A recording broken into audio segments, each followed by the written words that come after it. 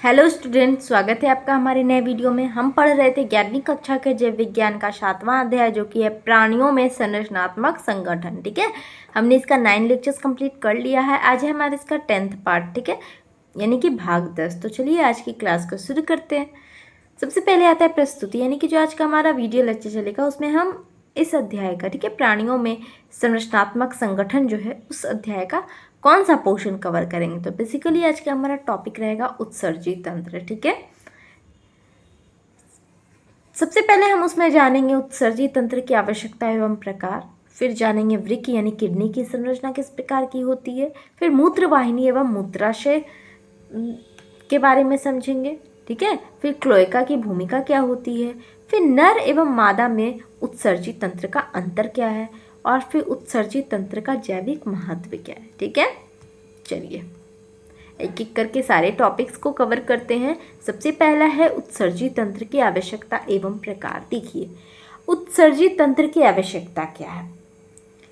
जीवित शरीर में जो है लगातार अनेक जैव रासायनिक क्रियाएं चलती रहती हैं, जिन्हें कि हम चय अपचय कहते हैं। ठीक है, मेटाबॉलिज्म कहते हैं। और इन क्रियाओं के दौरान शरीर को ऊर्जा और आवश्यक पदार्थ तो मिलते हैं, लेकिन इसके साथ साथ कई अपशिष्ट पदार्थ भी बनते हैं। और विशेष रूप से प्रोटीन के विघटन के बाद बनने वाले, आप कह सकते हो, नाइट्रोजन का जो अपशिष्ट, जैसे कि हो गया अमोनिया, यूरिया, ये सारे जो होते हैं वो शरीर के लिए बहुत ही हानिकारक होते हैं। और यदि ये पदार्थ शरीर में अधिक मात्रा में जमा हो जाए तो वे कोशिकाओं और ऊतकों के लिए विषैले सिद्ध हो सकते हैं। ठीक है, टॉक्सिक हो सकते हैं। और इसी कारण शरीर में एक विशेष तंत्र की आवश्यकता होती है जो कि इन अपशिष्ट पदार्थों को बाहर निकाल सके। और इस तंत्र को हम कहते हैं उत्सर्जी तंत्र, यानी एक्सक्रीटरी सिस्टम। ठीक है, शरीर में बनने वाले अपशिष्ट पदार्थ पहले रक्त में घुल जाते हैं और फिर रक्त के माध्यम से उत्सर्जी अंगों तक पहुंचते हैं, जहां से उन्हें छानकर बाहर निकाल दिया जाता है।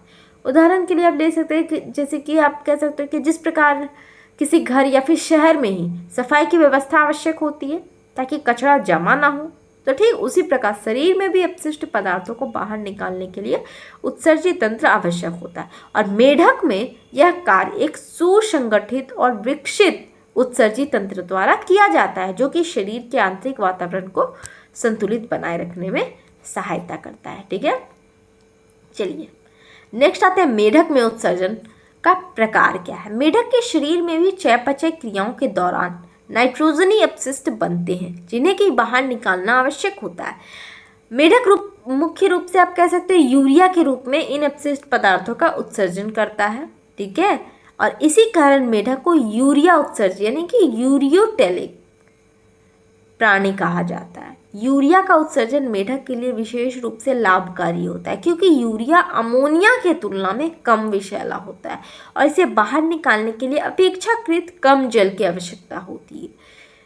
यह विशेषता मेढक को जल और स्थल दोनों वातावरणों में जीवन जीने के लिए अनुकूल बनाती है। मेढक के शरीर में इन अपशिष्ट पदार्थों को छानने और फिर बाहर निकालने का मुख्य कार्य कौन करता है? किडनी करता है, वृक्क करता है। वृक्क रक्त को छानकर अपशिष्ट पदार्थों को अलग करते हैं और उन्हें मूत्र के रूप में शरीर से बाहर निकालने की प्रक्रिया शुरू करते हैं। और इस प्रकार मेढक का उत्सर्जन तंत्र उसके उभयचर जीवन के अनुकूल एक महत्वपूर्ण व्यवस्था है। ठीक है, चलिए नेक्स्ट आते हैं। नेक्स्ट है हमारा वृक्क की संरचना, यानी किडनी की संरचना किस प्रकार से होती है। देखिए पिक्चर में दिया गया है। सबसे पहले देखते हैं वृक्क की स्थिति एवं बाह्य लक्षण कैसे होते हैं। मेढक के शरीर में एक जोड़ी वृक्क पाए जाते हैं। ये गहरे लाल रंग के होते हैं और इनका आकार सामान्यतः सेम के दाने यानी बीन शेप्ड जैसा होता है। वृक्क देह गुहा के भीतर कैशिरुक, ठीक है, दंड यानी वर्टिब्रल कॉलम के दोनों ओर स्थित होते हैं। ठीक है, और शरीर के पिछले भाग की ओर पाए जाते हैं। इनका मुख्य कार्य होता है रक्त को छानना और उसमें उपस्थित अपशिष्ट पदार्थों को अलग करना।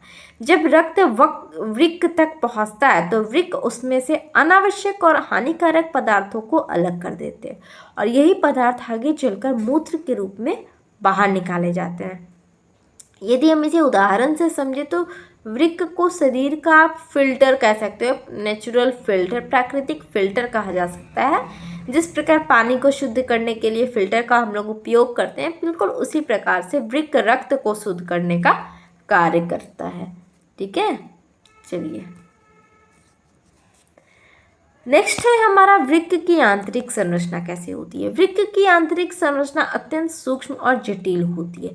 प्रत्येक वृक्क अपनी आप कह सकते हैं कि प्रत्येक जो वृक्क होती है अनेक छोटी छोटी क्रियात्मक इकाइयों से मिलकर बना होता है, जिन्हें कि वृक्किकाएँ कहते हैं। ठीक है, नेफ्रॉन्स या फिर मूत्रजन नलिकाएं कहा जाता है।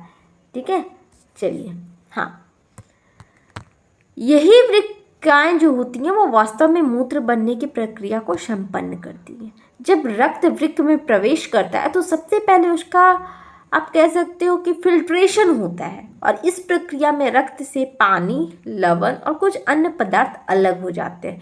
इसके बाद इन पदार्थों में से शरीर के लिए आवश्यक तत्वों जैसे कि हो गया ग्लूकोज, लवण, इन सभी को पुनः अवशोषित कर लिया जाता है, जो कि पदार्थ जैसे कि जो भी पदार्थ हो गए शरीर के लिए अनावश्यक या फिर हानिकारक हो जाते हैं, वे अंततः मूत्र के रूप में एकत्रित हो जाते हैं। और इस प्रकार वृक्काएं जो होती हैं वो शरीर में अपशिष्ट पदार्थों को अलग करने और फिर उपयोगी पदार्थों को बचाने का महत्वपूर्ण कार्य करती हैं। चलिए नेक्स्ट है हमारा मूत्र वाहिनी एवं मूत्राशय। देखिए मूत्रवाहिनी की संरचना किस प्रकार से होती है। मेढक के प्रत्येक वृक्क से एक पतली नलिका निकलती है जिसे कि हम मूत्रवाहिनी यूरेटर कहते हैं। मूत्रवाहिनी का मुख्य कार्य होता है वृक्कों में बनने वाले मूत्र को आगे ले जाना। नर और मादा मेढक में मूत्रवाहिनी की संरचना में थोड़ा अंतर पाया जाता है। नर मेढक में मूत्रवाहिनी मूत्र जनन नलिका का रूप ले लेती है, अर्थात यही नलिका मूत्र और शुक्राणु दोनों को बाहर निकालने का कार्य करती है। इसके विपरीत हम बात करें मादा मेढक की, तो उसमें मूत्रवाहिनी केवल मूत्र के परिवहन का कार्य करती है और यह जनन नलिका से अलग रहती है।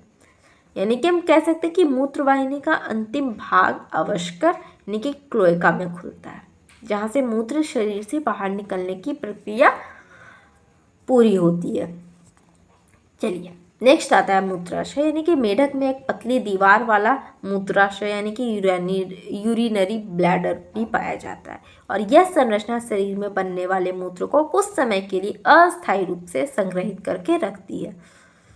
मूत्राशय सामान्यतः मलाशय के निचले भाग के पास स्थित होता है। ठीक है, जब वृक्कों से मूत्र वाहिनी के माध्यम से आगे बढ़ता है, जो वृक्क होता है उससे मूत्र जो होता है मूत्र वाहिनी के माध्यम से जब आगे बढ़ता है तो वह सबसे पहले क्या होता है, पहले मूत्राशय में पहुंचता है और कुछ समय तक वहीं संग्रहित रहता है, और जब उत्सर्जन की आवश्यकता होती है तब मूत्राशय संकुचित होकर मूत्र को अवस्कर के माध्यम से बाहर निकाल देता है, और इस प्रकार मूत्राशय शरीर में मूत्र के अस्थायी भंडारण की महत्वपूर्ण भूमिका निभाता है। चलिए नेक्स्ट आते हैं अवस्कर की भूमिका क्या है, क्लोएका की भूमिका क्या है। सबसे पहले उसकी संरचना जान लेते हैं। मेढक के शरीर में एक विशेष संरचना पाई जाती है जिसे कि हम अवस्कर कहते हैं, क्लोएका कहते हैं। अवस्कर वास्तव में एक साझा मध्य कक्ष यानी कि कॉमन चैम्बर होता है, जहाँ शरीर के 3 प्रमुख तंत्र, पहला हो गया पाचन तंत्र, दूसरा उत्सर्जी तंत्र और तीसरा जनन तंत्र, इन तीनों के मार्ग आकर मिलते हैं। और इसका अर्थ यह है कि शरीर के अंदर बनने वाले विभिन्न प्रकार के पदार्थ जैसे कि अपचित भोजन, मूत्र या फिर प्रजनन से संबंधित पदार्थ सभी अंततः इसी कक्ष तक पहुंचते हैं। अवस्कर में मूत्रवाहिनी, आंत्र यानी आंत्र तथा जनन नलिकाएं आकर ये सभी खुलती हैं। ठीक है, और यही कारण है किसी एक संयुक्त या फिर साझा कॉमन मार्ग या फिर कॉमन चैम्बर माना जाता है, और यह संरचना नर और मादा दोनों मेढकों में पाई जाती है और शरीर के पिछले भाग में स्थित होती है। यदि इसे सरल उदाहरण से समझे तो अवस्कर को एक प्रकार का आप कह सकते हैं सामान्य निकास द्वार माना जा सकता है। जैसे कि किसी भवन में कई कमरों का कचरा या फिर पानी या फिर अंततः एक ही नाली या फिर आप कह सकते हो जैसे कि बहुत सारा रूम है। ठीक है, लेकिन सभी का जो कचरा है या फिर सभी का जो पानी निकल रहा है वो एक ही नाली या फिर एक ही निकास मार्ग से बाहर निकलता है।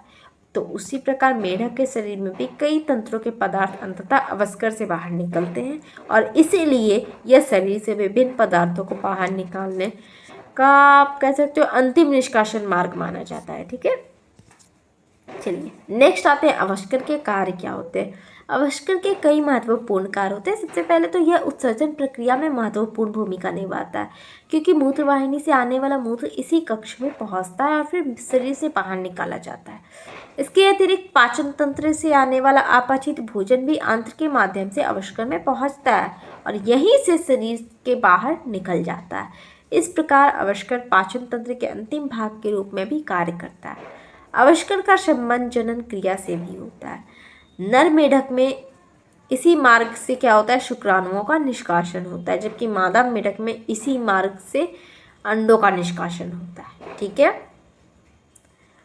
अब देखिए इस प्रकार हम यदि बिल्कुल समग्र रूप से देखें तो अवस्कर एक ऐसा केंद्र है जहां शरीर के 3 प्रमुख तंत्र पाचन, उत्सर्जन और जनन आपस में जुड़े होते हैं और इसीलिए यह केवल एक निष्कासन मार्ग ही नहीं बल्कि शरीर के विभिन्न तंत्रों के बीच समन्वय स्थापित करने वाली एक महत्वपूर्ण संरचना भी है। अब आता है नर एवं मादा में उत्सर्जित तंत्र का अंतर क्या है। देखिए नर मेढक में क्या होता है।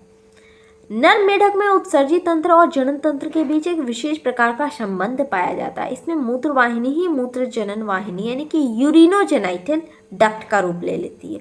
इसका अर्थ है कि यही एक नलिका दोनों प्रकार के पदार्थों मूत्र और शुक्राणु को बाहर निकालने का कार्य करती है। नर मेढक के शरीर में वृक्क का संबंध जनन तंत्र से आंशिक रूप से जुड़ा होता है। जब जैसे कि शुक्राणु बनते हैं तो वे विशेष नलिकाओं के माध्यम से वृक्क तक पहुंचते हैं और वहां से मूत्रवाहिनी के द्वारा आगे बढ़ते हैं और इसी कारण नर मेढक में उत्सर्जन और जनन तंत्र के बीच आंशिक समन्वय देखा जाता है।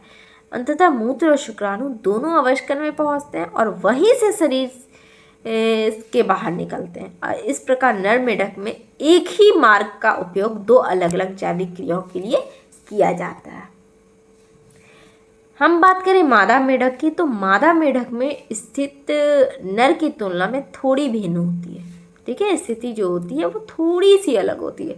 यहाँ मूत्रवाहिनी और अंडवाहिनी 2 अलग अलग संरचनाएं होती है। मूत्रवाहिनी केवल वृक्क से आने वाले मूत्र को आगे ले जाने का कार्य करती है, जबकि अंडवाहिनी अंडों को बाहर ले जाने का कार्य करती है।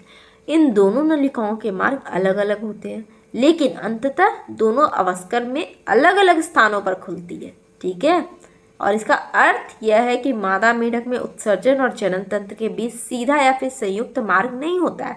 इसके अलावा आप कह सकते हो कि मादा मेढक में वृक्क का जनन तंत्र से कोई प्रत्यक्ष क्रियात्मक संबंध नहीं होता।